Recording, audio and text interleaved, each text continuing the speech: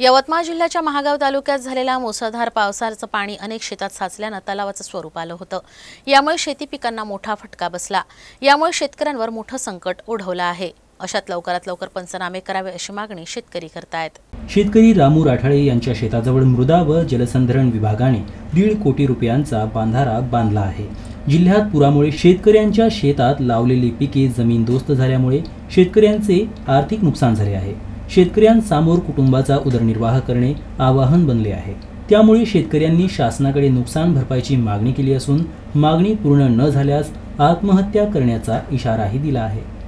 1 तारीखला पाणी आलं, मग पाणीमुळे तर आमच्या हे बंधारा नामचे आम्हाला विचारता तरी ते बंधारा बांधलं। इथं बंधारा बांधून ते बंधारामुळे आमच्या वावराचं नुकसान झालं।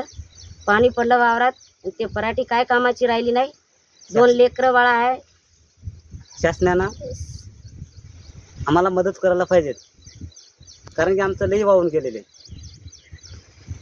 ह्या बंधारा आम्हाला विचारलंही नाही आणि कोणाला सांगितलंही बी नाही। आता काय करावं आम्ही? पायजण घेऊन आत्महत्येशिवाय आम्हाला पर्याय बी नाही। 2 लेकरं बाळ आहे, कसं काय जगावं हे आम्हाला काय कळेना। आता 1 तारखेला झालेल्या पावसामुळे रामू राठोड याच्या शेतामध्ये होत्याचं नव्हतं झालं। मृदसंधारणाच्या माध्यमातून झालेल्या या बंधाऱ्यामुळे त्याची शेती पूर्णतः खरडून गेली, त्याची सुपीकता संपली आणि आता उरले केवळ दगडधोंडे।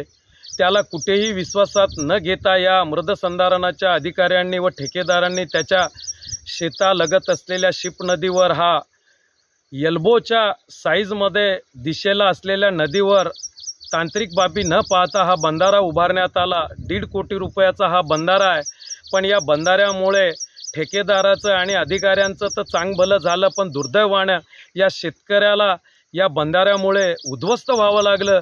आज ते मानसिकरित्या खचलेला आहे। त्याला शासनाने तातडीने या बंधाऱ्याचं येऊन स्पॉट व्हेरिफिकेशन करावं। त्याचं कधी न भरून निघणारं नुकसान झालेलं आहे आणि तो हताश आहे। त्यामुळे त्याला मानसिक धीर देण्यासाठी इथं स्पॉट व्हिजिट करून त्याच्या झालेल्या नुकसानीचा पंचनामा करण्यात यावं अशी मागणी मी स्वाभिमानी शेतकरी संघटनेच्या माध्यमातून करतो।